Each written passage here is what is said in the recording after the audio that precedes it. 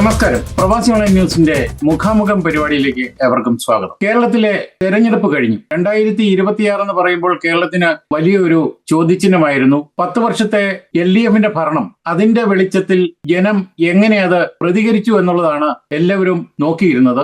അതില് ഏറ്റവും പ്രധാനപ്പെട്ട ഒരു കാര്യം UDFന്റെ ഉജ്ജ്വല തിരിച്ചുവരവാണ്. ആകെയുള്ള 140 സീറ്റിൽ 102 സീറ്റുകൾ നേടി UDF വ്യക്തമായ ആധിപത്യമാണ് ഉറപ്പിച്ചത്. അതിൽ കോൺഗ്രസ് 63 സീറ്റുകളാണ് നേടി വലിയ ഒറ്റക്കക്ഷിയായത്. അതുകൊണ്ട് തന്നെ ഈ തെരഞ്ഞെടുപ്പ് ഒന്ന് വിലയിരുത്തേണ്ട കാര്യമുണ്ട്. പ്രത്യേകിച്ച് പ്രവാസികളായി വിദേശങ്ങളിൽ താമസിക്കുമ്പോൾ കേരളത്തിന്റെ രാഷ്ട്രീയ പശ്ചാത്തലം എപ്പോഴും നമ്മളെ ചിന്തിപ്പിക്കുകയും അതിലേക്ക് നമ്മുടെ ഭാഗവാക്ക് എന്തെങ്കിലും വേണോ എന്നുള്ളൊരു ചിന്ത നമുക്കൊക്കെ ഉണ്ടാകുന്നതാണ്. അതുകൊണ്ട് തന്നെ പ്രവാസിയായിരിക്കുന്ന മാധ്യമപ്രവർത്തനം നടത്തുന്ന, അതുകൊണ്ട് തന്നെ ഇറ്റലിയിൽ ജോലിയും അതോടൊപ്പം യൂണിവേഴ്സിറ്റിയിൽ പ്രൊഫസറുമായ നമ്മുടെ പ്രിയ സ്നേഹിതൻ ഡോക്ടർ ജോസ് വാട്ടക്കോട്ടായിൽ ഞാൻ പറഞ്ഞു കഴിഞ്ഞു. അദ്ദേഹം ഒരു മാധ്യമപ്രവർത്തകനാണ്. അതുപോലെ തന്നെ പല കാര്യങ്ങളിലും പല സാമൂഹിക ഇടപെടലുകളും നടത്തി കേരളവുമായിട്ട് ഒട്ടനവധി കാര്യങ്ങളിൽ ബന്ധപ്പെട്ട് നിൽക്കുന്ന ഒരാളായതുകൊണ്ട് ഈ ഒരു ചർച്ചയ്ക്ക് അദ്ദേഹത്തിന്റെ സാന്നിധ്യം വളരെ പ്രസക്തമായിട്ടാണ്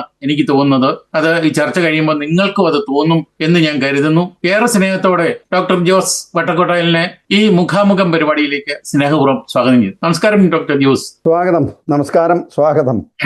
എന്തുണ്ട് ഇറ്റലിയിൽ വിശേഷം? ഇറ്റലിയില് വളരെ അതായത് നമ്മളുടെ ഈ അന്താരാഷ്ട്ര ജിയോ പൊളിറ്റിക്കലിന്റെ അലയടികൾ നടന്നുകൊണ്ടിരിക്കുന്നു. ഇറ്റാലിയൻ ഗവൺമെന്റുമായിട്ടുള്ള അലയടികൾ നടന്നുകൊണ്ടിരിക്കുന്നു. അതായത് ട്രാമ്പുമായിട്ടുള്ള ഒരു വാക്ക് തർക്കങ്ങളിൽ പലപ്പോഴും വത്തിക്കാനെയും അതിനകത്ത് പിടിച്ചു നിർത്താറുണ്ട്. അപ്പം അതുകൊണ്ട് അതിൻ്റെതായിട്ടുള്ള നാറ്റോയുടെ അല്ലെങ്കിൽ അമേരിക്കയുടെ ഇറ്റലിയിലെ അമേരിക്കൻ സോൾജേഴ്സ് പിൻവലിക്കും, അത് ഇറ്റലിക്ക് ആവശ്യം ഇല്ല, അമേരിക്ക ആവശ്യക്കാർ എന്നുള്ള അങ്ങനെയുള്ള വാക്കുകളാൽ അവർ തമ്മിൽ രാഷ്ട്രീയം കളിക്കുന്നു എന്നുള്ളതാണ്. പക്ഷേ നമ്മളെ സംബന്ധിച്ചിടത്തോളം സാധാരണ മനുഷ്യന്റെ ജീവിതത്തിൽ വിലക്കൂട്ടം, അതോടൊപ്പം തന്നെ ജോലികൾക്ക് ഉള്ള ബുദ്ധിമുട്ടുകളായി തുടങ്ങിക്കൊണ്ടിരിക്കുന്നു. ഇതൊക്കെയാണ് സാധാരണക്കാരുടെ പ്രശ്നങ്ങൾ. പിന്നെ കുടിയേറ്റം കൂടി വരുന്നു. പ്രത്യേകിച്ചും കുടിയേറ്റം നമ്മൾ മലയാളികളെ സംബന്ധിച്ചിടത്തോളം നമ്മളെല്ലാവരും കുടിയേറി കഴിഞ്ഞു കഴിഞ്ഞാൽ നമ്മൾ നോക്കിക്കൊണ്ടിരിക്കുന്നത് കേരളത്തിലേക്കാണ്. അതാണ് നമ്മളുടെ ഒരു അതുകൊണ്ട് തന്നെയാണ് നമ്മൾ ആ കേരളത്തിന്റെ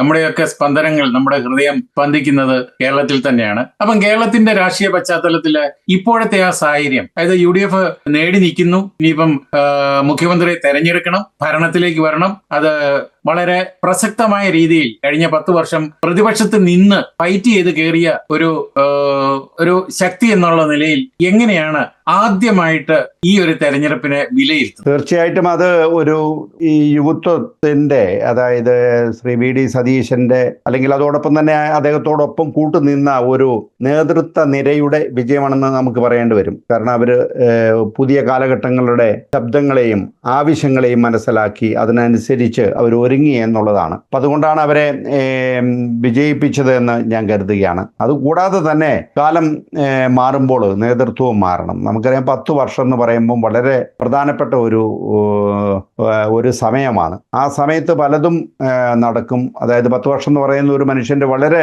പ്രധാനപ്പെട്ട ഒരു സമയം അല്ലെങ്കിൽ ഒരു പീരീഡാണ്. അപ്പോൾ കേരളത്തിൽ ഇപ്പം കമ്മ്യൂണിസ്റ്റ് പാർട്ടികൾ പലപ്പോഴും വന്നിട്ടുണ്ട്. അവർ ഒരു പ്രാവശ്യം മന്ത്രിസഭയിൽ ഇരിക്കുകയും പിന്നെ അടുത്ത പ്രാവശ്യം മാറുകയും ചെയ്യുന്ന ഒരു പാരമ്പര്യമാണ് നമുക്കുള്ളത്. അപ്പോൾ പാർട്ടിയിൽ ഇപ്പോൾ ഇന്ത്യൻ കമ്മ്യൂണിസ്റ്റ് പാർട്ടിനെ കുറിച്ച് പറഞ്ഞു കഴിഞ്ഞാൽ ചില തെരഞ്ഞെടുപ്പുകളിൽ അവർ തോൽക്കും, അവർ ജയിക്കും. പക്ഷേ ഇപ്രാവശ്യം അവർ ജയിക്കുമെന്ന് പറഞ്ഞ് 3ാം തവണയും വരുമെന്ന് പറഞ്ഞിരുന്നു. പക്ഷെ അതിന് ജയിക്കുകയല്ലെന്നും പിന്നെ ജനവികാരം അവർക്കെതിരാണ്, ഭരണത്തിനെതിരാണ്, അല്ലെങ്കിൽ ചില നേതൃത്വത്തിനെതിരാണ് എന്നുള്ളത് നമുക്കെല്ലാവർക്കും മാധ്യമങ്ങൾ കൈകാര്യം ചെയ്യുന്നത് നമുക്കൊക്കെ നേരത്തെ അറിയാമായിരുന്നു. ഒരു മാറ്റത്തിന്റെ കാറ്റ്, വലിയ കൊടുങ്കാറ്റ് തന്നെ ഉണ്ടായി. അപ്പൊ നമ്മളത് നേരത്തെ തന്നെ പറഞ്ഞതാണ്. പലപ്പോഴും ഇങ്ങനെയുള്ള അവരുടെ ആ ഒരു പെർസെപ്ഷൻ, അതായത് എന്താണ് സമൂഹത്തിൽ വരുന്നത്, അന്നേരത്തേക്കും അവരുടെ ഒരു സൈബർ ആയിട്ടുള്ള അവരുടെ ഇൻഫർമേഷൻ നൽകിക്കൊണ്ടിരുന്ന ആളുകൾ പറഞ്ഞു, അല്ല നമ്മൾ ജയിച്ചുകൊണ്ടിരിക്കുകയാണ്, നമുക്കുള്ള 3ാം പ്രാവശ്യവും വരും. അപ്പോൾ എനിക്ക് തോന്നുന്നു ഒരു തെറ്റായിട്ടുള്ള ഒരു അറിവ് മന്ത്രി തലങ്ങളിൽ നേതൃത്വത്തിൽ അവർക്ക് കിട്ടി എന്നുള്ളതാണ്. സർക്കാർ തലത്തിലെ ആ ഒരു വ്യവസ്ഥ ഉപകരണം ഉപയോഗിച്ച് ഇവരത് മറച്ചു പിടിച്ച് മുന്നോട്ട് കൊണ്ടുപോയി എന്ന് വേണം പറഞ്ഞാലോ? അത് ശരിയാണ്. അത് ചില താല്പര്യ കക്ഷികളുടെ ഒരു പക്ഷേ അവരുടെ ഒരു ഇഷ്ടത്തിനനുസരിച്ചാണ് അത് പോയത്. നമ്മൾ പലപ്പോഴും പറയും ആന്റി ഇൻകംബൻസ്, അത് അധികാര വിരുദ്ധം, അത് ഭരണവിരുദ്ധ വികാരം. അപ്പൊ അത് ദീർഘകാലം അധികാരത്തിൽ ഇരുന്ന് കഴിയുമ്പോഴത്തേക്കും ജനങ്ങൾക്ക് തന്നെ തോന്നും മാറണം. കാരണം നമുക്കറിയാം, കണ്ടത് തന്നെ കണ്ടോണ്ട് മുഖം നമുക്ക് പിന്നെ തന്നെയല്ല, പിണറായി നമ്മുടെ മുഖ്യമന്ത്രിയായിരുന്ന പിണറായി വിജയന്റെ ആ സ്വഭാവത്തിൽ ചില പെരുമാറ്റങ്ങൾ ചിലപ്പോൾ നമുക്ക് തോന്നും. പക്ഷെ അതേ ഒരു പക്ഷെ നല്ല മനുഷ്യനായിരിക്കും, നമുക്ക് അറിയാൻ മേല. പക്ഷെ നമ്മൾ കിടക്കു പുറത്ത് നിലയിലല്ലല്ലോ നമ്മളൊരു മുഖ്യമന്ത്രിയെ കാണുന്നത്. മുഖ്യമന്ത്രി എന്ന നിലയ്ക്ക് ഇപ്പോൾ ജോസിനും തോന്നുന്നത് അങ്ങനെയായിരിക്കും. അത് കുറച്ചുകൂടെ സൗമ്യമായിട്ടുള്ള ഒരു പ്രവൃത്തി അല്ലെങ്കിൽ ഒരു പ്രതികരണമാണ് നമ്മളൊക്കെ പ്രതീക്ഷിക്കുന്നത്. പക്ഷെ അത് അദ്ദേഹത്തിന് നൽകാൻ കഴിഞ്ഞില്ല എന്നുള്ളത് വേണം പറയാൻ. ഇപ്പൊ ഇന്ന് തന്നെ നമ്മൾ കണ്ടു മാധ്യമങ്ങളിൽ എല്ലാവരും പിണറായി വിജയൻ ചെയ്തതിനെ കുറിച്ച് പൊക്കി പറയുന്നുണ്ട്. ഒരുപക്ഷെ ഒത്തിരി മാറ്റങ്ങൾ വന്നിട്ടുണ്ട്. അത് പിന്നെ തീർച്ചയായിട്ടും അത് ഇപ്പൊ കഴിഞ്ഞ 10 വർഷത്തെ LDF സർക്കാരിന്റെ അല്ലെങ്കിൽ മുഖ്യമന്ത്രിയായിരുന്ന പിണറായി വിജയന്റെ പ്രവർത്തനങ്ങൾക്ക് ഒക്കെ തന്നെ നമ്മൾ ഒരിക്കലും അത് എല്ലാം തന്നെ നെഗറ്റീവായിട്ട് നമ്മൾ കാണുന്നില്ല. ഇപ്പൊ നമ്മളൊക്കെ അതിനകത്ത് പങ്കെടുത്ത പല കാര്യങ്ങളുണ്ട്, നമ്മൾ അവിടെ പോയി പറഞ്ഞ കാര്യങ്ങളുണ്ട്. ഇതിനെല്ലാം ഒരു മാറ്റം വരുത്തിയിട്ടുള്ള ഒരു വ്യക്തിയാണ്. പക്ഷേ പൊതുവിൽ ജനങ്ങൾ നോക്കുമ്പോൾ ഒരു ഭരണവിരുദ്ധ വികാരം, അതായത് ആന്റി ഇൻകംബൻസി ഉണ്ടായി എന്നുള്ളത് ശരിയാണ്. അതുകൊണ്ട് തന്നെയാണല്ലോ ഇപ്പൊ ഈ 102 സീറ്റ് നേടിയത്. അതില് നമ്മൾ കക്ഷി തലത്തിൽ നോക്കുമ്പോൾ 27 സീറ്റ് മത്സരിച്ച മുസ്ലിം ലീഗിന് 22 സീറ്റ് കിട്ടി, 8 സീറ്റിൽ മത്സരിച്ച കേരള കോൺഗ്രസ് ജെയ്ക്ക് 7 സീറ്റ് കിട്ടി. അങ്ങനെ എല്ലാ ചെറിയ കക്ഷികൾ എല്ലാവരും തന്നെ അവരുടേതായിട്ടുള്ള ശക്തി കാണിച്ചപ്പോൾ ഈ ഒരു 102 എന്നുള്ള ഫാക്ടർ അതെങ്ങനെയാവും, കേരളത്തിന്റെ ഭാവി അവരുടെ കയ്യിൽ എങ്ങനെ ഭദ്രമാവുമോ, അതോ ഇപ്പോൾ സാമ്പത്തികമായി വളരെ പിന്നോക്കം ആയിട്ട് അത് കടക്കണിയിൽ നിൽക്കുന്ന ഒരു സംസ്ഥാനത്തെ ഇവർക്ക് എങ്ങനെ കൈപിടിച്ച് കൊണ്ടുവരാൻ സാധിക്കും എന്നുള്ള ഒരു ചിന്ത അതെങ്ങനെയാണെന്ന് പങ്കുവയ്ക്കാൻ പറ്റുന്നത്? അതിപ്പോ നമ്മളുടെ ജീവിത ചെലവും സാമ്പത്തിക സമ്മർദ്ദവും നമ്മളിപ്പോ എല്ലാ കാലഘട്ടങ്ങളിലും ഉണ്ട്. ഓരോ ഗവൺമെന്റ് മാറുമ്പോഴും അവര് അതിനെക്കുറിച്ച് പരാതിപ്പെടാറുണ്ട്. അപ്പം ഈ കമ്മ്യൂണിസ്റ്റ് ഭരണം ഏറ്റെടുത്തപ്പം കോൺഗ്രസ് കൈമാറിയപ്പോൾ ഖജനാവ് കാലിയാക്കി എന്നുള്ളത് അതൊരു നമ്മൾ സാധാരണ കേൾക്കാറുണ്ട്. പക്ഷെ ഇപ്പോൾ പ്രത്യേകിച്ച് ഇപ്പോഴത്തെ സാഹചര്യത്തിൽ ലോകത്ത് നടക്കുന്ന ഒരു വിഷമമാണ്, അതായത് സാമ്പത്തിക മാന്ദ്യം എന്ന് പറയുന്നത്. കാരണം യുദ്ധങ്ങൾ, പലരുടെയും നമ്മുടെ ജീവിത ചെലവുകൾ വളർന്നു, പിന്നെ കടമെടുക്കുന്ന പരിപാടികൾ ഇത് കൂടുതലാണ്, പല കടങ്ങൾ വരുന്നു. പിന്നെ നമ്മുടെ നാട്ടിൽ ഈ ജോലി സാധ്യതകൾ, ജോലിയിൽ നിന്നുള്ള ഇപ്പം നമ്മൾ ഗൾഫ് റിമിറ്റൻസ്, NRE റിമിറ്റൻസ് ഒക്കെ കുറഞ്ഞു. ഇപ്പം നാട്ടിലേക്ക് പണം അയക്കുന്ന അതൊക്കെ കുറഞ്ഞു. അപ്പോൾ അതുകൊണ്ട് കേരളം ഒരുപക്ഷെ ഒരു കാലഘട്ടത്തിൽ നല്ല രീതിയിൽ സാമ്പത്തികമായി വരുമാനം ഉണ്ടായിരുന്നു. ഇപ്പം അതില്ലായിരുന്നു. ഇപ്പം പുറത്തേക്ക് പോകുന്നവരൊക്കെ ഇപ്പോൾ യൂറോപ്പിലേക്ക്, അമേരിക്കയിലേക്ക്, മറ്റുള്ള രാജ്യങ്ങളിലേക്ക് പോകുന്നവരൊന്നും തിരിച്ചു വരാൻ വേണ്ടി പോകുന്നവരല്ല. അവരൊക്കെ അവിടെ പോയി കഴിയുന്നവരാണ്. അവരാരും പണ്ട് നമ്മൾ അയച്ച പോലെ മാസാവസാനം കിട്ടുന്ന ശമ്പളം നാട്ടിലേക്ക് അയക്കുന്ന ഒരു സ്വഭാവം ഇപ്പം ആർക്കും ഇല്ല. അപ്പം ഇത് ഒരു പ്രധാനപ്പെട്ട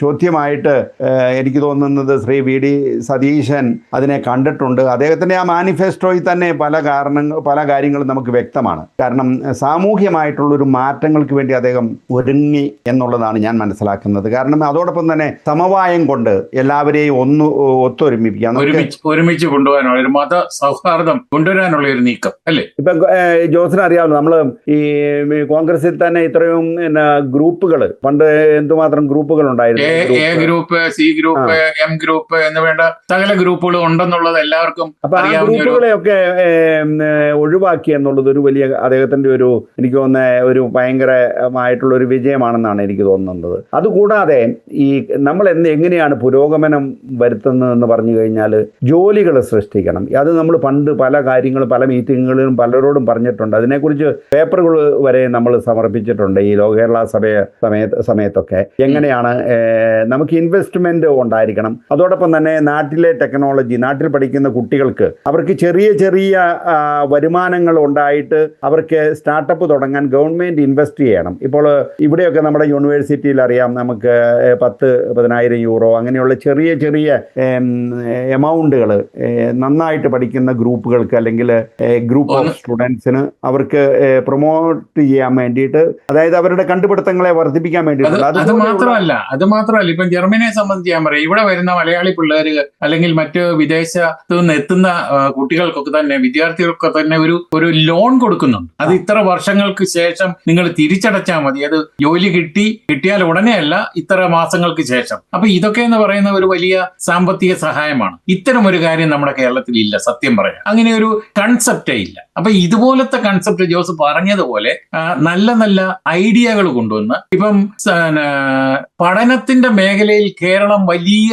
ഒരു ഹബ്ബാണെന്നൊക്കെ പറയുമ്പോഴും പഠിക്കാനുള്ള കുട്ടികളെല്ലാം തന്നെ ഇപ്പൊ ഇറ്റലിയിലേക്കാണേലും ജർമ്മനിയിലേക്കാണെങ്കിലും കുടിയേറുന്ന ഒരു സാഹചര്യം നിലവിലുണ്ട്. അപ്പൊ ഇവരെ ഒന്ന് പിടിച്ചു നിർത്തുക എന്നുള്ളത് ഒരു വലിയ കടമ്പ തന്നെയാണ്, ഒരു വൈതരണി തന്നെയാണ്. അപ്പൊ അത് വിദ്യാഭ്യാസത്തിന്റെ എന്തെങ്കിലും അറിയാവുന്നവരായിരിക്കണം ഈ വിദ്യാഭ്യാസ മന്ത്രിസഭയിലൊക്കെ അവരെ മുന്നോട്ട് നയിക്കാൻ വേണ്ടിയിട്ട്. ഇപ്പൊ നമ്മൾ കുട്ടികളിൽ ഇപ്പൊ യൂറോപ്യൻ കുട്ടികളും നാട്ടിലെ കുട്ടികളും തമ്മിൽ, നമ്മളെ നാട്ടിലുള്ള കുട്ടികൾ ആരും മോശമാണെന്ന് പറയുന്നില്ല. അപ്പൊ ആ സിസ്റ്റം എന്ന് പറയുന്നത് ഇതാണ്: പ്രോബ്ലം സോൾവിങ്ങും ആൻഡ് ക്രിട്ടിക്കൽ തിങ്കിങ്ങും. ഈ രണ്ട് കാര്യങ്ങളാണ് കുട്ടികളിൽ നമ്മൾ വളർത്തേണ്ടത്. അപ്പം കുട്ടികൾ എന്തുമാത്രം കാണാതെ പഠിക്കുന്നു, അവർക്ക് എന്തുമാത്രം A+ കിട്ടുന്നു എന്നുള്ളതല്ല അവരുടെ ആ ഒരു വൈവിധ്യം എന്ന് പറയുന്നത്. അവരെ സംബന്ധിച്ചിടത്തോളം ഒരു പ്രോബ്ലം ഉണ്ടാവുമ്പോൾ അത് എങ്ങനെ അവർ അതിനെ സോൾവ് ചെയ്യുന്നു, അതോടൊപ്പം തന്നെ അവർക്ക് കൊടുക്കുന്ന ഒരു കാര്യങ്ങൾ അതിനെ ഒരു ക്രിട്ടിക്കൽ മൈൻഡോടുകൂടി കണ്ട് അതിനൊരു സൊല്യൂഷൻ മേക്കിംഗ് ആയിട്ടുള്ള ഒരു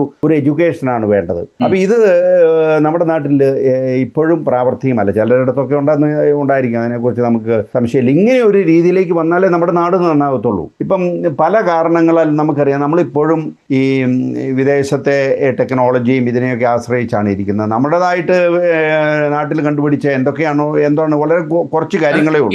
ഇടയ്ക്ക് ഞാൻ ഒന്ന് കയറി പറഞ്ഞോട്ടെ. അപ്പൊ ഈ വിദ്യാഭ്യാസം പറയുമ്പോഴേ, ഈ വിദ്യാഭ്യാസത്തിനിടയ്ക്ക് ഒരു രാഷ്ട്രീയ പരിവേഷം, അതായത് രാഷ്ട്രീയത്തിന്റെ അതിപ്രസരം ഉണ്ടാക്കിയെടുത്തതാണ് ഏറ്റവും വലിയൊരു വീഴ്ചയെന്ന് ഞാൻ കാണുന്നത്. കാരണം ഇപ്പം SFI ആയി അല്ലെങ്കിൽ അവരുടെ യുവസംഘടന DYFI ആയി എന്ത് പറഞ്ഞാലും ഒന്നും ചിന്തിക്കാതെ തന്നെ അവര് വിദ്യാഭ്യാസ സമരം നടത്തുക, അല്ലെങ്കിൽ വിദ്യാഭ്യാസ മേഖലയെ തന്നെ പിടിച്ചുലയ്ക്കുന്ന ചില വേണ്ട ദീനങ്ങൾ കാണിക്കുക. അപ്പൊ ഇത് തമ്മിലൊന്ന് കൂട്ടി യോജിപ്പിക്കാൻ ഒരിക്കലും, അല്ലെങ്കിൽ തമ്മിൽ ഒരുപോലെ പാരലായിട്ട് കൊണ്ടുപോകാൻ പറ്റുന്ന ഒരു കാര്യമല്ല. ഇപ്പൊ നിങ്ങൾ ഒരു യൂണിവേഴ്സിറ്റി പ്രൊഫസറാണ്, ഇറ്റലിയിൽ പഠിപ്പിക്കുന്ന ഒരാളാണ്. കുട്ടികളെ ഏത് തരത്തിലാണ് മുന്നോട്ട് കൊണ്ടുപോകുന്നത് നിങ്ങൾക്ക് തീർച്ചയായിട്ടും കൃത്യമായിട്ടും അറിയാം. അങ്ങനെ ഒരു സാഹചര്യം നമ്മുടെ കേരളത്തിൽ എന്തുകൊണ്ട് ഉണ്ടാകുന്നില്ല, അതാണ് നമ്മൾ കാണേണ്ടത്. അതിനെപ്പറ്റി ഒന്ന് വ്യക്തമായിട്ട് പറഞ്ഞു കഴിഞ്ഞാൽ, ഇപ്പം കേരളത്തിൽ നമ്മൾ പറയട്ടില്ല, ഒരു മന്ത്രിക്ക് അല്ലെങ്കിൽ മന്ത്രിയുടെ ആ ടീമിന്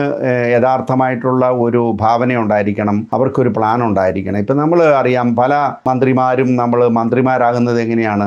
വഴിയിൽ തല്ലുകൊണ്ടിട്ട് അല്ലെങ്കിൽ ജയിലിൽ പോയി കിടന്നിട്ട് 7 പ്രാവശ്യത്തിൽ കൂടുതൽ കൊടി പിടിച്ചാൽ മന്ത്രിയായി. അപ്പൊ അങ്ങനെയുള്ള ഒരു സംസ്കാരത്തിൽ നിന്നാണ് നമ്മൾ വരുന്നത്. അപ്പൊ ഇതുകൊണ്ട് ഈ നമുക്ക് മെച്ചം വരണമെങ്കിൽ പലതരത്തിലുള്ള കൾച്ചറൽ പാരഡിഗ്മാസ് എന്ന് പറയും, നമ്മുടെ തലയിൽ അടിച്ചേൽപ്പിച്ചിരിക്കുന്ന മതപരവും സാമുദായികപരവുമായിട്ടുള്ള ചില കൾച്ചറൽ, അതിനെ നമ്മൾ ബ്രേക്കപ്പ് ചെയ്തുകൊണ്ട് മാത്രമേ നമുക്ക് മുന്നോട്ട് പോകാൻ പറ്റത്തുള്ളൂ. എങ്കിൽ മാത്രമേ എന്തെങ്കിലും മെച്ചമായിട്ടുള്ള കാര്യങ്ങൾ നമുക്ക് ചെയ്യാൻ പറ്റത്തുള്ളൂ. അപ്പോൾ നമ്മളൊക്കെ ഇങ്ങനെയുള്ള ട്രഡീഷണലിൽ വളരുന്നവരാണ്. അപ്പം നമ്മുടെ സയൻറ്റിസ്റ്റുകളെ കുറിച്ച്, ISROയുടെ സയൻറ്റിസ്റ്റുകളെ കുറിച്ച് പറഞ്ഞു കഴിഞ്ഞാൽ, ഗാലക്സിനെ കുറിച്ചും അതുപോലെ തന്നെ സ്പേസിനെ കുറിച്ചൊക്കെ അവർ പഠിക്കുന്നവരാണ്. പക്ഷേ രാവിലെ പോയിട്ട് അമ്പലത്തിൽ പോയി തൊഴുത് വീട്ടിൽ വന്നു കഴിഞ്ഞാൽ, അതായത് മതപരമായിട്ട് അതിന്റെ അടിമകളെ പോലെ ആയിത്തീരുന്ന തേങ്ങ ഉടയ്ക്കുന്ന സമ്പ്രദായങ്ങൾ. അപ്പൊ ഇങ്ങനെയുള്ള ഇതിനെയൊക്കെ മാറ്റം വരുത്തണം.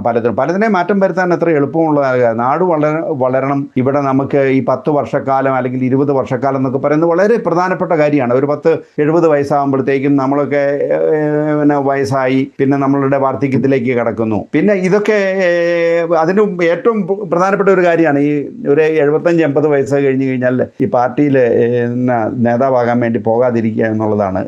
ചെറുപ്പക്കാരെ ഇതുകൊണ്ട് ഇപ്പം നമ്മുടെ ഇവിടെ തന്നെ എടുത്ത ഈ കളികളിൽ ഇത്ര പ്രായം കഴിഞ്ഞ് കഴിയുമ്പോൾ ആരെങ്കിലും ഫുട്ബോളിന് വിടും. അതായത് കമ്പൽസറി റിട്ടയർമെന്റ് പൊളിറ്റിക്സിൽ വേണമെന്നുള്ളത് അല്ലേ? വേണം എന്നുള്ളതാണ് എന്റെ ഒരു അഭിപ്രായം. അല്ല, അതൊരു നല്ല കാര്യമാണ്. ഇപ്പം ഇവിടെ ജർമ്മനിയിലെ കഥ പറഞ്ഞു കഴിഞ്ഞാൽ അവര് ഇത്ര പ്രായമാകുമ്പോൾ അല്ലെ 3 പ്രാവശ്യം ജയിച്ചല്ലേ 4 പ്രാവശ്യം ജയിച്ചു കഴിയുമ്പോൾ അവർ സ്വയം പിന്മാറുകയാണ്. പുതിയ ആളുകൾ വരട്ടെ, അവരുടെ ആശയങ്ങൾ വരട്ടെ, അവരുടെ ചിന്താഗതികൾ വികസിപ്പിച്ച് രാജ്യത്തിന് വേണ്ടി വിനിയോഗിക്കട്ടെ എന്നുള്ള ഒരു വലിയ കാഴ്ചപ്പാട് കേരളത്തിലെ ഒഴിച്ച് അല്ല ഇന്ത്യയിലെ ഒഴിച്ചിട്ടുള്ള രാജ്യങ്ങളിലൊക്കെ ഉണ്ടെന്ന് പറഞ്ഞാൽ അതൊരിക്കലും തെറ്റാവില്ല. അപ്പൊ അങ്ങനെയുള്ള ഒരു സ്ഥലത്തേക്ക് ഇപ്പം ഉന്നത വിദ്യാഭ്യാസത്തിനായിട്ട് കേരളത്തിൽ നിന്ന് കുട്ടികൾ മാസീവായിട്ട് ഇങ്ങോട്ട് കയറി വരിക. ഇപ്പം ഇവിടെ ഇവര് പലരും ചോദിക്കുക, നിങ്ങളുടെ നാട്ടിൽ പഠിപ്പിലൊന്നും ഇല്ലേ, നിങ്ങളുടെ നാട്ടിൽ യൂണിവേഴ്സിറ്റി ഇല്ലേ, അല്ലെങ്കിൽ നിങ്ങളുടെ നാട്ടില് ഇങ്ങനത്തെ കാര്യങ്ങളൊന്നും ഇല്ലേ എന്ന് ചോദിക്കുമ്പോൾ നമുക്കില്ലാഞ്ഞിട്ടാണോ, അല്ലെ നമുക്ക് അതിനുള്ള സാഹചര്യം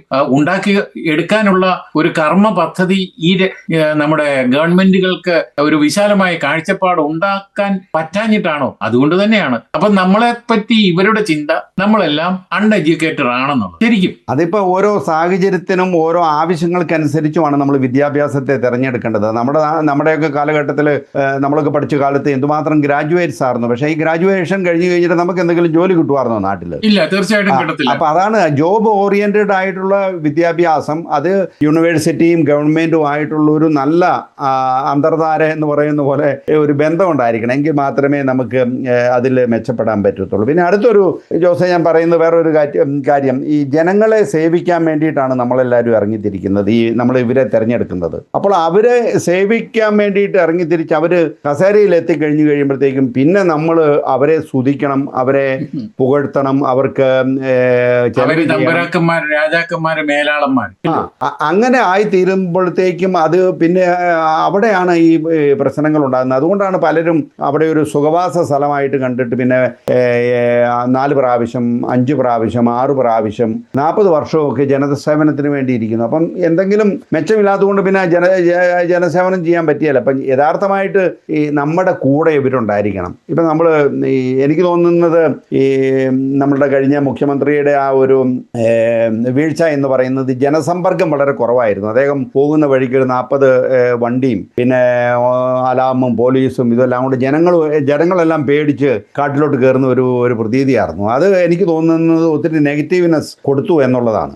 അത് തന്നെയാണ് ഇപ്പം നമ്മള് മറ്റു മീഡിയകൾ പറയുന്നതിലും കാര്യമായിട്ട് ചില സാഹചര്യങ്ങൾ നമ്മൾ മനസ്സിലാക്കുമ്പോൾ അത്തരം ഒരു വലിയ ഒരു ഭയപ്പാട് മറ്റുള്ളവരിലേക്ക് പകർന്നു കൊടുത്തിട്ടുണ്ട്. അത് എന്തുകൊണ്ടാണ്? ഇപ്പം ഒരാള് ഒരു മണ്ഡലത്തിൽ ജയിച്ചു വന്ന് 2ാം പ്രാവശ്യം അവിടെ നിൽക്കുമ്പോഴും മഹാഭൂരിപക്ഷത്തോടെ ആയിരിക്കും ജയിപ്പിച്ചു വിടുന്നത്. എന്നിട്ട് അവരെ കാണുമ്പോൾ നമ്മൾ തൊഴുതു നിൽക്കുക, അല്ലെങ്കിൽ വോട്ടേഴ്സ് തൊഴുതു നിൽക്കുക, ഇവര് ഏതോ ഒരു അജ്ഞാത പവർ അല്ല, ഇവരിൽ എന്തോ ഒരു വലിയ പവർ ഉണ്ടെന്നുള്ള രീതിയിൽ നമ്മൾ കാണുക. അത് തന്നെ തെറ്റാണെന്ന് നമ്മൾ പറയും. കാരണം ഇവിടെ ഇപ്പൊ ഇന്നത്തെ ദിവസം ഞാൻ താമസിക്കുന്ന നോർത്ത് റൈൻ വെസ്റ്റ്ഫാളിയ എന്ന് പറയുന്ന സംസ്ഥാനത്തിന്റെ അസംബ്ലിയിൽ ഞാൻ പോയി. ഇന്ന് രാവിലെ ഞങ്ങളുടെ സംഘടനയ്ക്ക് അപ്പോയിന്റ്മെന്റ് ഉണ്ടായിരുന്നു. ഞങ്ങൾ അങ്ങനെ പോയി അവിടുത്തെ പ്ലീനറി സെഷൻ ഇന്ന് കണ്ടു. അപ്പൊ അവിടെ ഇന്ന് നടന്നത് ഇവിടുത്തെ എനർജി വെന്റ് എന്ന് പറയും, അതായത് ഇവിടുത്തെ ഊർജത്തിന്റെ സ്രോതസ്സുകൾ എങ്ങനെ മാറ്റിയെടുക്കണമെന്നുള്ളത്. അത് AFD ആണ് ഏറ്റവും കൂടുതൽ എതിർത്ത. കാരണം അവർ പറഞ്ഞ പോയിന്റ് ഒന്നും ഉൾപ്പെടുത്തിയിട്ടില്ല. അതുപോലെ FDP എതിർത്തു. പക്ഷെ ഭരിക്കുന്നത് ഇവിടുത്തെ ഗ്രീൻസും ഇവിടുത്തെ CDUം, അതായത് ക്രിസ്ത്യൻ ഡെമോക്രാറ്റിക് യൂണിയനും, അവര് അതിന് കൃത്യമായ മറുപടി കൊടുത്ത് മന്ത്രി തന്നെ അതിന്റെ അവസാന ക്ലോസ് പറഞ്ഞ് അത് പാസ്സാക്കി. അത് ഞാൻ ഇന്ന് നേരിട്ട് കണ്ടതാണ്. ഞങ്ങൾ 1 മണിക്കൂറോളം ഞങ്ങൾക്ക് ഇന്ന് അസംബ്ലിയിൽ ഇരിക്കാനുള്ള സമയം കൂടെ തന്നു. നമുക്കെല്ലാം അവിടുത്തെ നിയമം അനുസരിച്ച് എല്ലാം പറ്റുള്ളൂ. എങ്കിൽ പോലും നമ്മളിത് നേരിൽ കണ്ടപ്പോൾ ഇവിടുത്തെ ആ ഒരു പാർലമെന്റിൽ അല്ലെങ്കിൽ അസംബ്ലിയിലെ ആ ഒരു നടത്തിപ്പും ഇവിടുത്തെ ആ ഒരു സാഹചര്യവും ഇവിടുത്തെ ആ ഒരു മനോഭാവവും ആളുകളുടെ, അതായത് ഇപ്പൊ അസംബ്ലിയിൽ എന്ന് പറഞ്ഞാൽ MLA-മാരുടെ, ഞങ്ങളുടെ MLA ആണ് ഞങ്ങൾക്ക് ഇൻവിറ്റേഷൻ തന്നതും ഞങ്ങൾ പോയതും. അപ്പൊ ഇതെല്ലാം കണ്ടു കഴിയുമ്പോൾ കേരളത്തിലെ നമ്മൾ അതുമായിട്ട് അതുമായിട്ടൊന്ന് തുലനം ചെയ്യുമ്പോൾ അവിടെ എന്തോ ഒരു കൂത്തായിരുന്നു നടന്നത്, എന്തൊരു കോപ്രായമാണ് നടന്നത്, എന്തൊരു അടിപിടിയാണ് നടന്നത്. നമുക്കത് ഒരിക്കലും കമ്പയർ ചെയ്യാൻ പറ്റുകയില്ല. അപ്പൊ അതുകൊണ്ട് തന്നെ ഇപ്പൊ നിങ്ങളുടെ പാർലമെന്റിൽ, നിങ്ങളുടെ ഇറ്റാലിയൻ പാർലമെന്റിൽ നിങ്ങൾ ചെന്ന് കഴിയുമ്പോൾ നിങ്ങൾക്കുണ്ടാകുന്ന ഒരു മാനസിക ചിലപ്പം സന്തോഷമാകും അത്. കാരണം അവരുടെ ഇടപെടലുകൾ അത് തന്നെയാണ് ഇപ്പം ഇവിടെ ഞാൻ കണ്ടത്. പക്ഷെ അങ്ങനെ ഒരു സാധനം കേരളത്തിലില്ല. കേരളത്തിൽ അവര് പുറത്തിറങ്ങിയാൽ ചിലപ്പം തോള് കൈയിട്ട് നടക്കും. പാർലമെന്റിൽ അല്ലെ അസംബ്ലിയിലാവുമ്പോൾ ശിഖാന്തം എതിർക്കുക, അത് നല്ലതാണെങ്കിലും എതിർക്കുക, അത് പാടില്ല. അതോടൊപ്പം തന്നെ ഏറ്റവും പ്രധാനപ്പെട്ട ഒരു കാര്യമാണ് ഈ യുവജനങ്ങൾക്ക് പ്രതീക്ഷ നൽകുക എന്നുള്ളത്. ഇപ്പൊ നാട്ടില് ചെന്ന് കഴിഞ്ഞു കഴിഞ്ഞാൽ യുവാക്കളെല്ലാം പുറത്തേക്ക് പോകാൻ വേണ്ടിയിട്ട് ഒരുങ്ങിയിരിക്കുകയാണ്. അവർക്ക് ആർക്കും ഒരു പ്രതീക്ഷയില്ല നാട്ടിൽ ജീവിക്കുന്നതിനെ കുറിച്ച്. അപ്പൊ ഇന്നത്തെ യുവാക്കൾക്ക് അവർക്ക് ആഗോള അവസരങ്ങൾ കൊടുക്കണം, തീർച്ചയായിട്ടും അവർക്ക് ബോധം കൊടുക്കണം.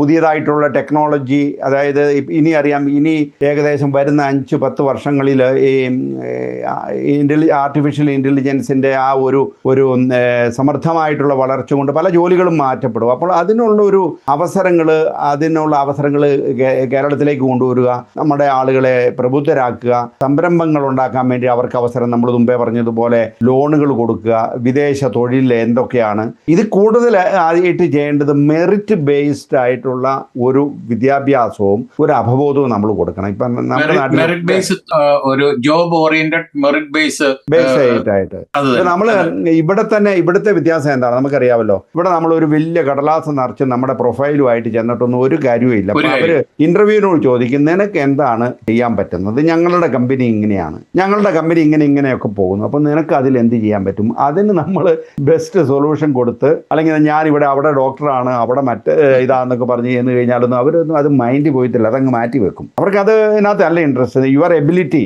എന്താണെന്നുള്ളത്. അപ്പൊ ഇങ്ങനെയുള്ള കാര്യങ്ങളിൽ വരുത്തി സമൂഹത്തെ ഒരുക്കുക എന്നുള്ളത് ഒരു വലിയ കടമ എനിക്ക് തോന്നുന്നു കോൺഗ്രസിന് ഉണ്ട്.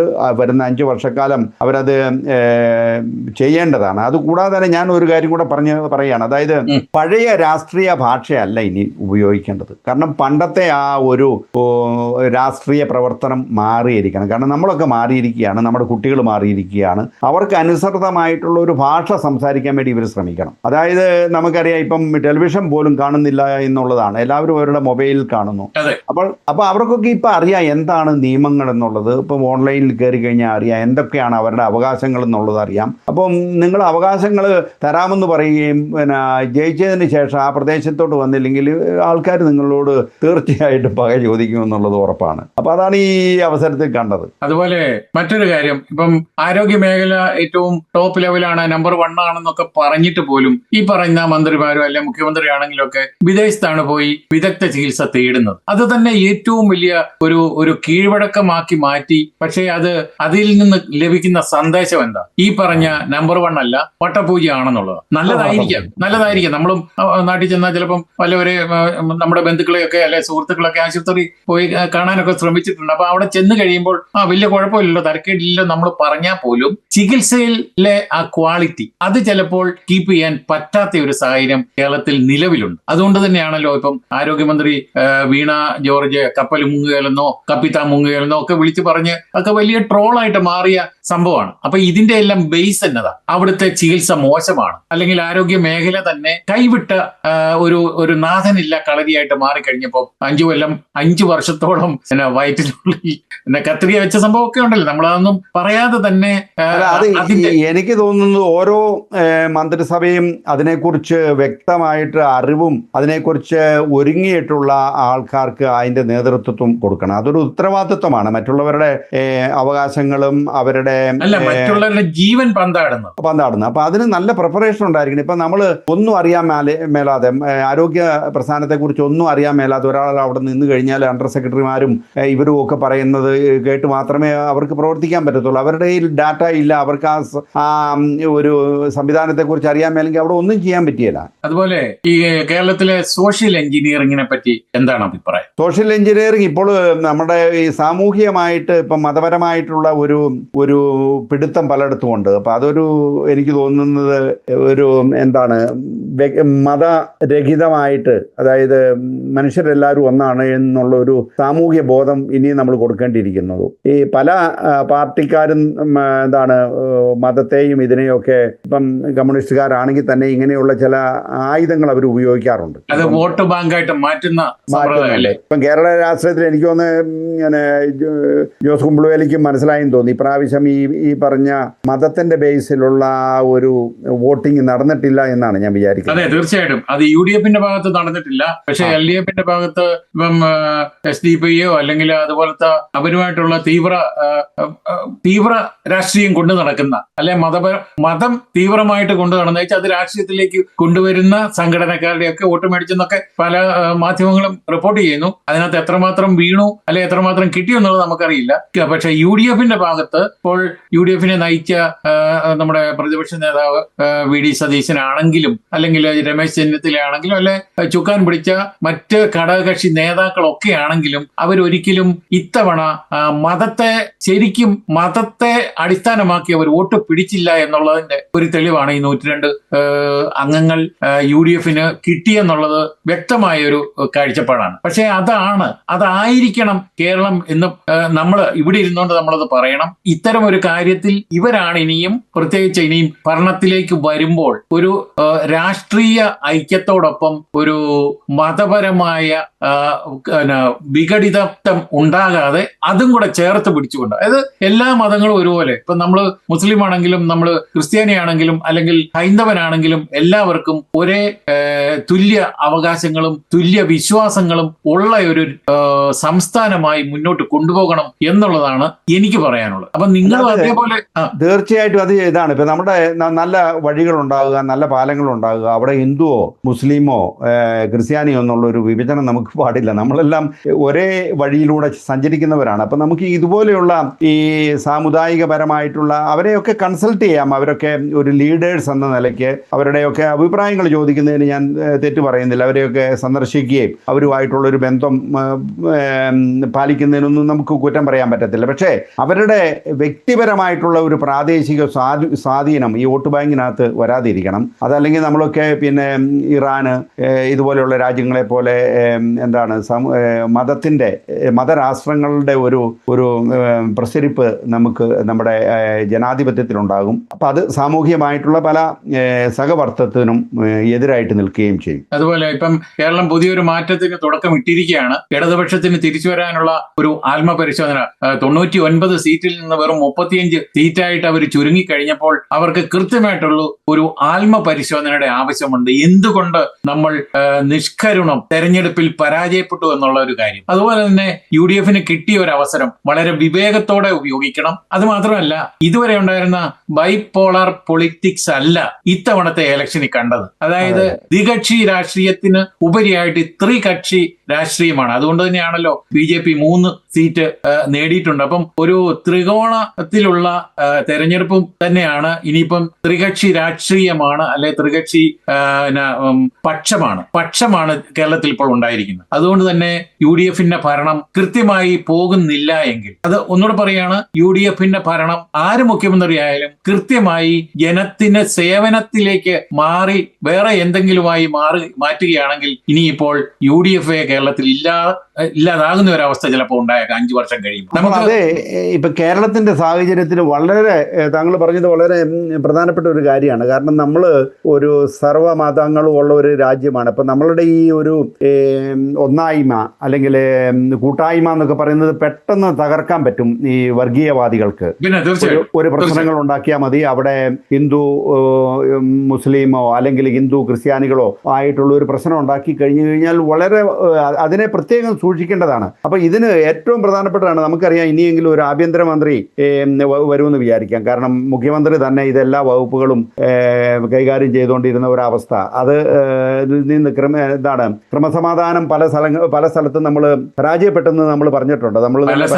ക്രമസമാധാനമേ ഇല്ലായിരുന്നു എന്നാണ് നമ്മുടെ പ്രതിപക്ഷം പറഞ്ഞത്. അത് ഏകദേശം ശരിയാണെന്നുള്ളത് ഇപ്പോൾ ഈ തെരഞ്ഞെടുപ്പിൽ അതിപ്പോ ഈ കോൺഗ്രസിന് എപ്പോഴും അങ്ങനെ ഒരു അവസരം ഉണ്ടായിട്ടില്ല. അവരെപ്പോഴും ഒരു ആഭ്യന്തരമന്ത്രി ആഭ്യന്തരമന്ത്രിനെ കൊടുക്കുകയും അപ്പോൾ ഒരു ആഭ്യന്തരമന്ത്രി വന്നു കഴിഞ്ഞാൽ അതിൻ്റെ ഉത്തരവാദിത്തത്തിൽ നിയമങ്ങൾ പാലിക്കാനും പോലീസിനെ കൈകാര്യം ചെയ്യാനും അത് മനുഷ്യർക്ക് പേടിയുണ്ടായിരിക്കണം. അതായത് നിയമം തെറ്റിച്ചാൽ അതിന് പരിഹാരം ചെയ്യേണ്ടതുണ്ട്. അപ്പോൾ അത് പലപ്പോഴും ഇല്ല. ഇപ്പം പലരും വിളിച്ചു പറയുന്നു, ഇപ്പം കമ്മ്യൂണിസ്റ്റ് ഭരിക്കുമ്പം കമ്മ്യൂണിസ്റ്റുകാർക്ക് എന്തും ചെയ്യാം, കോൺഗ്രസ് ഭരിക്കുമ്പം കോൺഗ്രസ്സുകാർക്ക് എന്തും ചെയ്യാം, അങ്ങനെയുള്ള ഒരു അവസ്ഥ വരാതിരിക്കുമെന്ന് നമുക്ക് വിചാരിക്കാം. അതുപോലെ ഒരു ചോദ്യം ഞാൻ അങ്ങോട്ടൊന്ന് ചോദിക്കുക. പിന്നെ ആരോഗ്യ വിദ്യാഭ്യാസ മേഖലയിൽ ഇടതുപക്ഷം വളരെ കാര്യമായിട്ട് ചെയ്തു അല്ലെ മുന്നോട്ട് വെച്ച പല മാതൃകകളുണ്ട്. നമുക്കത് അറിയാം എന്തൊക്കെയാണെന്നുള്ളത്. അത് തകർക്കാതെ തന്നെ UDFന് മുന്നോട്ട് പോകാൻ കഴിയും? ഇല്ലില്ല, അതിപ്പം കാലങ്ങൾ മാറുമല്ലേ. നമ്മളിപ്പം കേരള ജനത എന്ന് പറഞ്ഞു കഴിഞ്ഞാൽ എത്രയോ ഇപ്പോൾ ഓരോ വീട്ടിൽ നിന്ന് ഒരാളെങ്കിലും പുറത്തുണ്ട്. അപ്പം പുറത്തൊക്കെയുള്ള ആരോഗ്യത്തെക്കുറിച്ചൊക്കെ അവർക്ക് നല്ല അവബോധമുണ്ട്. അപ്പോൾ അതുകൊണ്ട് കേരളത്തിൻ്റെ പ്രധാനപ്പെട്ട ഒരു കാര്യം എന്ന് പറയുന്നത് ഈ പ്രൈവറ്റ് സെക്ടറിലുള്ള ആരോഗ്യ ശുശ്രൂഷ മാറ്റി കോമൺ ആയിട്ട് പൊതു ആശുപത്രികളിൽ ശുശ്രൂഷ കൊടുക്കത്തക്ക തക്കതായിട്ടുള്ള പദ്ധതികൾ ഉണ്ടാക്കണം. എനിക്ക് തോന്നുന്നില്ല. അതോടൊപ്പം തന്നെ വിദ്യാഭ്യാസം എപ്പോഴും നമുക്കൊരു പ്രൈവറ്റൈസ് ചെയ്യാൻ പറ്റത്തില്ല. അപ്പം പ്രൈവറ്റൈസ് ചെയ്യുമ്പം സാമ്പത്തികമായിട്ട് കഴിവുള്ളവന് മാത്രമേ സ്കൂളിൽ പോകാൻ പറ്റത്തുള്ളൂ. അപ്പോൾ അത് മാറ്റി ഏവർക്കും പഠിക്കാൻ കഴിവുള്ളവർക്ക് പഠിക്കാനുള്ള ഒരു വിദ്യാലയമാണ്, വിദ്യ അഭ്യസിക്കാനുള്ള ഒരു സ്ഥലമാണ് ഈ വിദ്യാഭ്യാസം എന്ന് പറയുന്നത്. അത് കോമൺ ആയിരിക്കും. അത് അവിടുത്തെ ഗവൺമെൻറ് ആണ് കൊടുക്കേണ്ടത്. അപ്പോൾ അത് സമർത്ഥമായിട്ട് ഇപ്പോൾ ഉള്ളതിനെ കഴിഞ്ഞും ഒരിക്കലും ഇടത് ഗവൺമെൻറ് അതിൻ്റെ കാലഘട്ടത്തിൽ നന്നായിട്ട് പ്രവർത്തിച്ചു എന്നൊക്കെയാണ് നമുക്ക് അറിയാൻ പറ്റുന്നത് അതിൻ്റെ ഡാറ്റയിൽ നിന്ന്. അപ്പോൾ അത് കൂടുതൽ മെച്ചപ്പെട്ട് വരുമെന്നാണ് നമുക്ക് പ്രതീക്ഷിക്കുന്നത്. അതുപോലെ തന്നെ എക്സ്പേർട്ടും ഒക്കെ ആയിട്ട് ഇത് ഇങ്ങനെയുള്ള കാര്യങ്ങൾ അവർ ചർച്ച ചെയ്യും, അത് അവരുടെ അഭിപ്രായങ്ങൾ സ്വീകരിക്കുമെന്ന് നമുക്ക് പ്രതീക്ഷിക്കാം. അതുപോലെ മറ്റൊരു കാര്യം, ലഹരി മാഫിയയുടെ പിടിയിൽ കേരളം അമർന്നു എന്നുള്ള ഒരു വലിയ ആരോപണം മിക്കപ്പോഴും നമ്മുടെ മീഡിയകളിലൊക്കെ ഉയർന്നു വന്നിട്ടുണ്ട്. പ്രത്യേകിച്ച് കേരളത്തിലെ ക്യാമ്പസുകളിൽ അല്ലെങ്കിൽ തെരുവുകളിൽ രാത്രി ഒരു 11 മണിക്ക് ശേഷം മിക്ക ഇപ്പം മെട്രോ സിറ്റികളിലൊക്കെ അത് കാണുന്നു, അതിന്റെ വീഡിയോ വരുന്നു, അല്ലെ അതിന്റെ മറ്റ് കാര്യങ്ങളൊക്കെ തന്നെ സോഷ്യൽ മീഡിയയുടെ പലതും നമ്മളൊക്കെ കണ്ടിട്ടുണ്ട്. അപ്പൊ ഇതൊക്കെ തന്നെ ഒന്ന് പിടിച്ച്, അതായത് അടിച്ചമർത്തേണ്ട ഒരു കാര്യം സർക്കാരിന്റെ മുന്നിലുള്ള ഒരു വലിയ കടമ്പയാണ്. അതിന് കർശന നടപടികൾ സ്വീകരിക്കാനുള്ള ഒരു കഴിവുള്ള ആഭ്യന്തര മന്ത്രി തന്നെ അതിന്റെ ഇത് ഇപ്പം പോലീസ് മാത്രം പോരാ, അതിനകത്ത് പൊതുജനങ്ങൾ ഉൾപ്പെടുന്ന അതുപോലെ തന്നെ ഇതിന്റെ എക്സ്പേർട്ടുകളുണ്ട്. ലഹരി ഇന്ന തരത്തിൽ ഉപയോഗിക്കാതിരിക്കാനുള്ള, ഇപ്പം യുവജനങ്ങളാണല്ലോ കൂടുതലും ലഹരിക്ക് അടിമയാകുന്നത്. അപ്പം യുവജനത വഴിമാറി പോയിരിക്കുന്ന ഒരു സാഹചര്യം കേരളത്തിൽ ഉണ്ടായിട്ടുള്ള ഈ ഒരു നിലവിലെ സാഹചര്യം പറയുമ്പോൾ അതിന് ബദലായിട്ട് UDFന് എന്തൊരു സന്ദേശം കൊടുക്കാൻ പറ്റും? അത് എനിക്ക് തോന്നുന്നത് ഈ പോലീസ് വിഭാഗത്തിൽ തന്നെയുണ്ട് പ്രിവെന്റീവ് ഇന്റലിജൻസ് പ്രിവെൻഷൻ എന്ന് പറഞ്ഞ ഒരു ടീം ഉണ്ടെന്നാണ് ഞാൻ കരുതുന്നത്. അപ്പോൾ അവർ അതിനെക്കുറിച്ച് പഠിക്കുകയും എവിടെയാണ് ഒരു ക്രൈം നടക്കാൻ, ഇപ്പം ഇവിടെയൊക്കെ അറിയാം എവിടെയാണ് ഒരു ക്രൈം നടക്കാൻ പോകുന്നുള്ളതിനെ കുറിച്ചുള്ള ഇന്റലിജൻസ് റിപ്പോർട്ട് കിട്ടിക്കഴിഞ്ഞു കഴിഞ്ഞാൽ അവരത് ഇത് ചെയ്യും, അതിനെ തടയും എന്ന് പറഞ്ഞ പോലെ നമ്മുടെ നാട്ടിലും ഉണ്ടായിരിക്കണം, ക്യാമ്പസിലുണ്ടായിരിക്കണം. ഇപ്പം ക്യാമ്പസിലൊക്കെ നടക്കുന്ന പല തോന്നിവാസങ്ങൾക്കും പൊളിറ്റിക്കലായിട്ടുള്ള സപ്പോർട്ട് ഉള്ളതുകൊണ്ടാണ് അവിടെ നടക്കുന്നത്. ഇപ്പം നമ്മൾ നമുക്കറിയാമല്ലോ പല മരണത്തിലും അവിടെ ഒരു പലരും സംസാരിച്ചിരുന്നില്ല അവിടെ നടന്നിരുന്ന കാര്യങ്ങളെക്കുറിച്ച്. അതുകൊണ്ടാണ് പലരും മരിച്ചത്. നമ്മുടെ സത്യാവസ്ഥ വെളിപ്പെടുത്തുന്നില്ല. അപ്പം അത് തീർച്ചയായിട്ടും അവിടെയൊക്കെ ഒരു ഇന്റലിജൻസ് ഇൻഫർമേഷൻ ഉപയോഗിക്കേണ്ടതാണ്. ഇപ്പം നമുക്ക് എല്ലാ വിധത്തിലുള്ള മാർഗങ്ങളും ഉണ്ട്.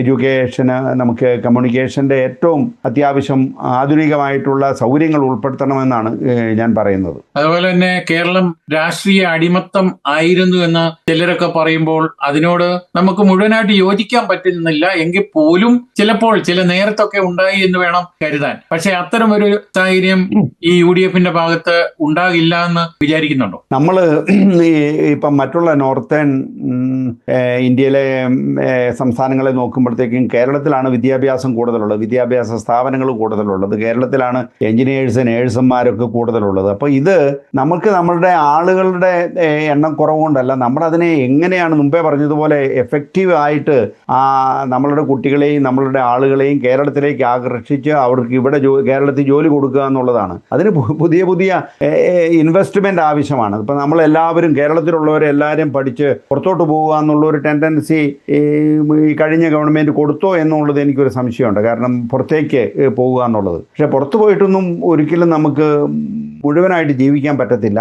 ഓരോരുത്തരും അവർക്ക് നാടാണ്, അപ്പോൾ ഓരോരുത്തരുടെ സാഹചര്യമാണ്. അപ്പോൾ അതുകൊണ്ട് കേരളത്തിൽ കൂടുതൽ സൗകര്യങ്ങൾ ഉണ്ടാക്കുക, കൂടുതൽ ജോലി സാധ്യതകൾ ഉണ്ടാക്കുക എന്നുള്ളതാണ് നമുക്ക് ചെയ്യാനുള്ളത്. അതെ, പുറത്ത് ആൾക്കാർ പോകണം, അല്ലെ യുവജനങ്ങൾ പോകണം. പക്ഷേ ജീവിതകാലം മുഴുവൻ പുറത്ത് നിൽക്കുന്ന ഒരു സാഹചര്യം മാറ്റി തിരിച്ച് നാട്ടിലേക്ക് വരാനുള്ള, അതായത് പുറത്ത് പോയെങ്കിൽ മാത്രമല്ലേ കേരളത്തിലേക്ക് വിദേശ നാണ്യം അല്ലെ ഇന്ത്യയിലേക്ക് വിദേശ നാണ്യം വരുവുള്ളൂ. അതൊരു വലിയ പോയിന്റാണ്. വിദേശത്തുള്ള പ്രവാസികളുടെ പണം കൊണ്ടാണ് കേരളം പുരോഗമിക്കുന്നത്. എപ്പോഴും അങ്ങനെ തന്നെയാണ്. ഗൾഫായിരുന്നു ആദ്യം, അത് കഴിഞ്ഞ് അമേരിക്കയായി, ഇപ്പോൾ യൂറോപ്പായി, ഓസ്ട്രേലിയയായി. ഈ ഭൂഖണ്ഡങ്ങളെല്ലാം തന്നെ യുവാക്കളുടെ ഒരു വലിയ ജനസംഖ്യ വന്നുകൊണ്ടേയിരിക്കുന്നു. അവർ ഇവിടെ ജോലി ചെയ്തും അല്ലെങ്കിൽ പഠിത്തത്തിനിടയ്ക്ക് ജോലി ചെയ്ത് കിട്ടുന്ന ആ ഒരു സാമ്പത്തികം ഏറെക്കുറെ നാട്ടിലേക്ക് കൊടുത്തുകൊണ്ട് നാടിന് അതൊരു വലിയ സമ്പത്തായി മാറുന്ന ഒരു അവസരം ഉണ്ട്. അപ്പൊ അത് ഒരിക്കലും ഇല്ലാതാക്കുന്ന ഒരവസ്ഥയിലേക്ക് പോകാൻ പാടില്ല. അതോടൊപ്പം വിദേശത്ത് കുടിയേറുന്ന അവർക്ക് തിരിച്ച് നാട്ടിൽ ചെല്ലാനും നാട്ടിൽ സ്ഥിര താമസമാക്കാനും അല്ലെ നാട്ടിൽ ജോലി ചെയ്യാനും അല്ലെ പഠനം കഴിഞ്ഞു വരുമ്പോൾ ജോലി ചെയ്യാനുമുള്ള ഒരു അവസരമാണ് ഇനിയും പുതിയ നമ്മുടെ സർക്കാർ ചെയ്യേണ്ടിയിരിക്കുന്നത്. അതിനുള്ള ഈ ഗവൺമെന്റ് ചെയ്യുന്നതാണ് ബ്രെയിൻ ഡ്രെയിൻ. ഒഴുകിപ്പോകുന്ന തലച്ചോറുകളെ ബ്രെയിൻ ഗെയിൻ, പുതിയൊരു കൺസെപ്റ്റാണ് നാട്ടിലേക്ക് തിരിച്ചു കൊണ്ടുവരിക. അതെ, എനിക്ക് തോന്നുന്നു നമ്മുടെ UDF-ന്റെ പ്രകടന പത്രികയിൽ അത് ഉണ്ടായിരുന്നത്. ഞാനത് വായിച്ചതാണ്. 104 പേജുള്ള അത് ഞാൻ വായിച്ചതാണ്. അപ്പൊ അതിനകത്ത് അത് കൊടുത്തിട്ടുണ്ട്. പിന്നെ ഈ പ്രകടന പത്രികയിൽ എന്തെല്ലാം കാര്യങ്ങൾ പറഞ്ഞാലും ആദ്യത്തെ 100 ദിവസം കൊണ്ട് ഇന്ന കാര്യങ്ങൾ ആ ഒരു പ്രോഗ്രസ് റിപ്പോർട്ട് ജനസമക്ഷം കൊടുത്തുകൊണ്ട് ഇനിയും ഇതുപോലെ ഞങ്ങൾ ചെയ്യും എന്നുള്ള ഒരു ഉറപ്പാണ്. ആ ഉറപ്പെന്ന് പറയുന്നത് പ്രവൃത്തിയാണ്, അല്ലേ? തീർച്ചയായിട്ടും നമുക്ക് ആർക്കും ഈ പാർട്ടിയിൽ മെമ്പർഷിപ്പ് ഇല്ല. നമ്മളെല്ലാം നല്ലത് കാണുമ്പോൾ സംസാരിക്കും. അപ്പൊ ഇതൊന്നും UDF-നകത്ത് വന്നില്ല എങ്കിൽ നമ്മൾ അന്നേരം സംസാരിക്കുന്നതായിരിക്കും. ഇത് എങ്ങനെയാണ് നമ്മൾ ഇടത് ഗവൺമെന്റിനെ നിരീക്ഷിച്ചതുപോലെ തന്നെയായിരിക്കും നമ്മൾ. പക്ഷേ അത് കേൾക്കാനുള്ള ഒരു മനസ്സും ഒരു അവരുടെ ഭാഗത്തുള്ള ഒരു ഉത്തരവാദിത്വവും ഉണ്ടാകണമെന്നുള്ള ഒരു കാര്യമുണ്ട്. ഇനിയും നമ്മൾ ഇതുവരെ പറയാത്ത ഒരു കാര്യമുണ്ട്. ഇപ്പോൾ ഒരു ഗവൺമെന്റിനെ നയിക്കണമെങ്കിൽ ഒരു മുഖ്യമന്ത്രി വേണം. ഇപ്പൊ 21 മന്ത്രിമാരെയാണ് ഏകദേശം മുൻപത്തെ സാഹചര്യം അനുസരിച്ച് വെച്ചിട്ടുള്ളത്. അതിൽ മുഖ്യമന്ത്രിയാണ് എല്ലാവരുടെയും തലവൻ. അപ്പൊ ഈ മുഖ്യമന്ത്രി സ്ഥാനത്തേക്ക് 63 അംഗങ്ങളുള്ള കോൺഗ്രസിന്റെ ഭാഗത്തു നിന്നാണ് വരേണ്ടത്. അത് ഘടകകക്ഷികൾ ആരാണെന്ന് ഘടകകക്ഷികളുടെ അഭിപ്രായം കൂടെ ചോദിച്ചിട്ടായിരിക്കും അതിനൊരു തീരുമാനം വരുന്നത്.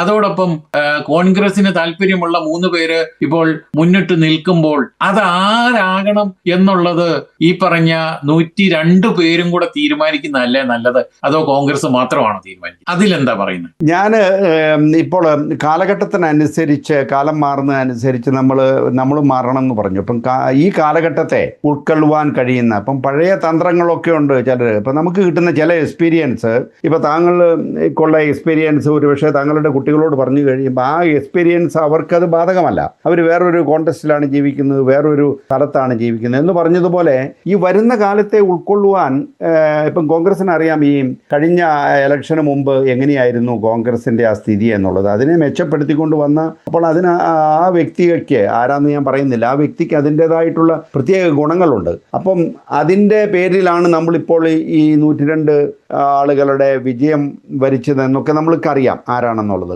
അപ്പം അതനുസരിച്ച് ജനങ്ങളിലുള്ള ഒരു വിശ്വാസമല്ല, ജനങ്ങളുടെ ആഗ്രഹം എന്താണെന്ന് മനസ്സിലാക്കാൻ നേതാക്കന്മാർക്ക് കഴിയണം, അത് പാർട്ടിക്ക് കഴിയണം. തീർച്ചയായിട്ടും എനിക്ക് തോന്നുന്നത് ഈ ഒരു സമയത്ത് പാർട്ടി അത് മനസ്സിലാക്കി, ഈ 102 പേരും അത് മനസ്സിലാക്കി അവരെ നയിക്കാൻ പറ്റുന്ന, അതായത് മറ്റുള്ള വിഭാഗീയ ചിന്തകൾ മാറ്റിവെച്ചിട്ട് ഈ സമയം എന്താണ്, നമ്മുടെ നാട്ടിൽ എന്താണ് ആവശ്യം, നമ്മുടെ ജനതയ്ക്ക് എന്താണ് ആവശ്യം, നമ്മുടെ യുവാക്കൾക്ക് എന്താണ് ആവശ്യം, അതനുസരിച്ച് നമ്മളെ നയിക്കാൻ ഒരു പ്രാപ്തനായിട്ടുള്ള ഒരാളെ ആയിരിക്കണം അവിടെ വേണം എന്നുള്ളതാണ് എൻ്റെ ആഗ്രഹം. അതെ. അപ്പം നമ്മൾ ഈ ചർച്ചയുടെ അവസാന ഘട്ടത്തിലേക്ക് വരുമ്പോൾ ഇതൊരു ഈ ഒരു 102 എന്ന് പറയുന്നത് ഒരു കേവല ഭൂരിപക്ഷം മാത്രമല്ല, മറിച്ച് അഹങ്കാരത്തിന് ജനങ്ങൾ നൽകിയ കടുത്ത ശിക്ഷയാണ്. അതിനെപ്പറ്റി പറയുമ്പോൾ അത് ഇപ്പം പുതിയ സർക്കാരിന് ഒരു വലിയ വെല്ലുവിളികളുടെ ഒരു ഹിമാലയം തന്നെ ഉണ്ട്. അത് നമ്മൾ പറഞ്ഞു കഴിഞ്ഞു. അപ്പോൾ ഈ ജനങ്ങൾ നൽകിയ മാൻഡേറ്റ് അത് ഒരിക്കലും ഈ മുഖ്യമന്ത്രി കസേരയ്ക്ക് വേണ്ടിയുള്ള പിടിയിൽ വിസ്മരിച്ചു പോകരുതെന്നുള്ള ഒറ്റയൊരു കാര്യമാണ് നമ്മൾ ഈ ചർച്ചയിലൂടെ ഇവിടെ പറഞ്ഞു വെക്കുന്നത്. അതോടൊപ്പം ഒരു കാര്യം കൂടെ ഉണ്ട്. ജനവിധി എന്നത് സർക്കാരിന്റെ ഒരു ബ്ലാങ്ക് ചെക്ക് അല്ല, മറിച്ച് 5 വർഷം അത് കഠിനാധ്വാനത്തിൽ പ്രവർത്തിച്ച് ഉത്തരവാദിത്വത്തോടുകൂടി ജനങ്ങൾക്ക് നൽകുന്ന സേവനമാണ്. രണ്ടാമത്, പ്രതിപക്ഷത്തെ പറ്റി നമ്മൾ പറയുമ്പോൾ പറയുമ്പോൾ പ്രതിപക്ഷം അത് 35 പേരാണെങ്കിൽ പോലും അത് നല്ല കരുത്തരായിട്ട് സർക്കാരിനെ തിരുത്താനുള്ള ഒരു ഭാഗമായിരിക്കും. അതാണ് നമ്മൾക്ക് ഇല്ലാത്തത്. ഇപ്പൊ കഴിഞ്ഞ 10 വർഷമായിട്ട് പ്രതിപക്ഷം ഉണ്ടെങ്കിലും അവർ പറഞ്ഞതൊന്നും തിരുത്താൻ തയ്യാറായി. അതുകൊണ്ടാണ് ഈ 102 പേര് വന്നത്. അത് പ്രത്യേകിച്ച് നമ്മൾ പറയേണ്ടിയിരിക്കും. കാരണം ഇപ്പൊ ഈ കഴിഞ്ഞ ഇവിടെ നടന്ന ഒരു സംഭവം AFD എന്ന് പറയുമ്പോൾ ജോസിന് അത് പ്രത്യേകം അറിയാമല്ലോ. ഇവിടുത്തെ കുടിയേറ്റ വിരുദ്ധ കക്ഷികളാണ്, നമ്മളൊക്കെ പുറത്തു പോകാൻ അവർ പറഞ്ഞുകൊണ്ടിരിക്കുകയാണ്. പക്ഷേ സർക്കാരിന്റെ ഭാഗത്ത് ഇവിടെ പെട്രോളിന് 17 സെന്റ് ഞങ്ങൾ ഒറ്റയടിക്ക് കുറയ്ക്കുക എന്ന് ഒരു നിയമം കൊണ്ടുവന്നു. 3 മാസത്തെ കാലാവധിക്ക് അവരത് വോട്ടിനിട്ടപ്പോൾ ഈ AFD അതിനോട് ചേർന്ന് വോട്ട് ചെയ്തു. അതേസമയം നമ്മുടെ നാട്ടിലാണെങ്കിൽ നടക്കുമോ? അവര് കൊണ്ടുവന്ന നല്ല കാര്യം നമ്മൾ അതിന് സഹകരിക്കേണ്ടെന്ന് പറഞ്ഞ് അവരിറങ്ങിപ്പോ. അതാണ് ഇവിടുത്തെയും കേരളത്തിലെയും രാഷ്ട്രീയം തമ്മിലുള്ള വ്യത്യാസം. അപ്പൊ അങ്ങനെ ഉണ്ടാകാൻ പാടില്ല. ഏത് ഗവൺമെന്റ് വന്നു കഴിഞ്ഞാലും അത് ജനത്തിന് ഉപകരിക്കുന്ന രീതിയിൽ ജനസമൃദ്ധമായിട്ടുള്ള ഒരു ജീവിതത്തിന് സാമൂഹികമായിട്ടുള്ള അവകാശങ്ങൾക്ക് വേണ്ടിയിട്ട് സൗകര്യങ്ങൾ വർദ്ധിക്കുന്നതിന് ഒത്തൊരുമിച്ച് പ്രവർത്തിക്കണം. അവിടെ നമ്മൾക്ക് കമ്മ്യൂണിസ്റ്റുകാരാണ് ഞങ്ങൾ ചെയ്തത്. ഇപ്പം പലപ്പോഴും നമ്മൾ കേൾക്കുന്നതാണ് ഞങ്ങൾ ചെയ്തു, നിങ്ങളെ തെരഞ്ഞെടുത്തതിന് ശേഷം ഞങ്ങളുടെ വിഹിതം കൊണ്ടാണ് നിങ്ങളത് ചെയ്തത്, ഞങ്ങളുടെ പാർട്ടിയല്ല അത് ചെയ്തത്. അപ്പൊ അത് നമുക്ക് അത് തന്നെ. അതുപോലെ സമർത്ഥമായിട്ട് കേരളത്തിലെ എല്ലാ സ്റ്റേറ്റുകളിലും വളർച്ച ഉണ്ടാകണമെന്നാണ് ഞാൻ പറയുന്നത്. ഇപ്പം ഒരു മന്ത്രി കണ്ണൂരിൽ നിന്നുള്ളത് കൊണ്ട് കണ്ണൂർ മാത്രമല്ല നന്നാകേണ്ടത്, മൊത്തം അതുപോലെ തന്നെ ഭരണപക്ഷത്തോട് നമുക്ക് ഏറ്റവും കൂടുതലായിട്ട് പറയാനുള്ളത് നിങ്ങൾ വിനീതരായിരിക്കണം. അതാണ്. കാരണം നമ്മൾ വിദേശത്ത് ഇത്രയും കാലം താമസിച്ചു കഴിഞ്ഞപ്പോൾ നമുക്ക് ഇവിടുത്തെ രാഷ്ട്രീയത്തിൽ താല്പര്യമുണ്ട്, രാഷ്ട്രീയം കണ്ടു, ഇവിടുത്തെ ഭരണം കണ്ടു, ഭരണത്തിലെ ആൾക്കാരുമായിട്ട് നമുക്ക് ഇടപഴകാനുള്ള സാഹചര്യം ഉണ്ടാകുന്നു. ഞാൻ പറഞ്ഞല്ലോ ഇന്നിപ്പോ ഇതൊക്കെ എനിക്ക് തോന്നുന്നു നമ്മുടെ നാട്ടിലെ ആ സാഹചര്യം അനുസരിച്ച് ഇവിടെ തന്നെ ഇപ്പൊ ഈ റോമില് കർദിനാളന്മാര് മെട്രോയിൽ കൂടെ പോകുന്നത് കാണാം, അതോടൊപ്പം തന്നെ ബസ് കയറി പോകുന്നത് കാണാം. ചില MP-മാര് MLA-മാരൊക്കെ അവര് ബാഗ് ഒക്കെ പിടിച്ചുകൊണ്ട് നടന്നു പോകുന്നത് കാണാം. ഇതൊന്നും നമ്മുടെ നാട്ടിൽ ഒരുപക്ഷെ കാണത്തില്ല, അകമ്പടിയോട് കൂടി. അത് നമ്മൾ തന്നെ ആയിരിക്കും ചിലപ്പോൾ അതിന്റെ പുറകെ പോയി അവിടെ ഇരിക്കുക എന്നൊക്കെ പറഞ്ഞ് ചെയ്യുന്നത്. അത് നമ്മുടെ സംസ്കാരം മാറ്റുക എന്നുള്ളതാണ് അതിന്റെ പ്രധാനപ്പെട്ട. നമുക്ക് ഇവിടെ ഇരുന്ന് പറയാനുള്ളത് ഭരണപക്ഷത്ത് വരുന്ന നമ്മുടെ UDF-നോട് നിങ്ങൾ ഏറ്റവും കൂടുതൽ വിനീതരായിരിക്കണം. ആ ഒരു മനോഭാവത്തോടു കൂടി വേണം ജനങ്ങളെ സേവിക്കാൻ ഇറങ്ങാൻ. നമ്മുടെ പാർട്ടിക്കാരും അല്ലെ നമുക്കൊക്കെ ഓരോ പാർട്ടി ബേസുകളൊക്കെ ഉണ്ടാകും. അതൊന്നും പാർട്ടി പറയാതെ തന്നെ എല്ലാവരും വിനീതരാകണം. അതുപോലെ കേരളത്തിന്റെ സാമ്പത്തിക ഭദ്രതയും മതസൗഹാർദ്ദവും കാത്തു സൂക്ഷിക്കുക. അതാണ് നിങ്ങളുടെ മുന്നിലുള്ള ഏറ്റവും വലിയ പുതിയ സർക്കാരിന്റെ വെല്ലുവിളി എന്ന് പറഞ്ഞു കഴിഞ്ഞാൽ അതൊരിക്കലും അധികപ്പറ്റാവില്ല. അതുകൊണ്ട് തന്നെ പുതിയ സർക്കാരിന് UDF സർക്കാരിന് ഇനിയിപ്പോ ആര് മുഖ്യമന്ത്രിയാവുമെന്ന് നമ്മൾ പ്രവചിക്കുന്നില്ല. നമുക്ക് അതിന്റെ ആവശ്യമില്ല, അത് വരട്ടെ, അവർ തീരുമാനിക്കട്ടെ. അപ്പൊ ഇത്തരം ഒരു കാര്യത്തിന് ഇവിടെ ഇരുന്നുകൊണ്ട്, അത് വിദേശത്ത് ഇരുന്നുകൊണ്ട് ജർമ്മനിയിലാണെങ്കിലും റോമിലാണെങ്കിലും അല്ലെ ഇറ്റലിയിലാണെങ്കിലും അതിനുള്ള എല്ലാവിധ ആശംസകളും നമ്മൾ നൽകുകയാണ്. ഇനി എന്തെങ്കിലും നമ്മുടെ ഭാഗത്ത് എന്തെങ്കിലും അങ്ങോട്ടേക്ക് വരേണ്ടതുണ്ടെങ്കിൽ നമ്മൾ അതിന് കൊടുക്കാനും തയ്യാറാണെന്നുള്ള ആ ഒരു എന്താ പറയുക മുൻകൂറായിട്ട് നമ്മളങ്ങ് നൽകുകയാണ്, നമ്മൾ പറയുകയാണ്. അതുകൊണ്ട് തന്നെ ഞങ്ങൾ രണ്ടുപേരും ഈ അവസരത്തിൽ പുതിയ സർക്കാരിന് ജോസിന്റെ ഭാഗത്തു നിന്നും ഇന്ത്യൻ എക്സ്ക്ലൂസീവ് എന്ന ചാനലിന്റെ MD കൂടിയാണ് നമ്മുടെ പ്രിയപ്പെട്ട ജോസ്. അപ്പം അദ്ദേഹത്തിന്റെ ചാനലിന്റെ ഭാഗത്തു നിന്നും പ്രവാസി ഓൺലൈൻ എന്ന ചാനലിന്റെ ഭാഗത്തു നിന്നും എല്ലാവിധ ആശംസകളും ഹൃദയപൂർവ്വം പുതിയ സർക്കാരിനും പുതിയ മന്ത്രിമാർക്കും പുതിയ മുഖ്യമന്ത്രിക്കും കേരള ജനതയ്ക്കും ഒപ്പം സ്നേഹപൂർവ്വം നേരുകയാണ്. നന്ദി, നമസ്കാരം. നന്ദി.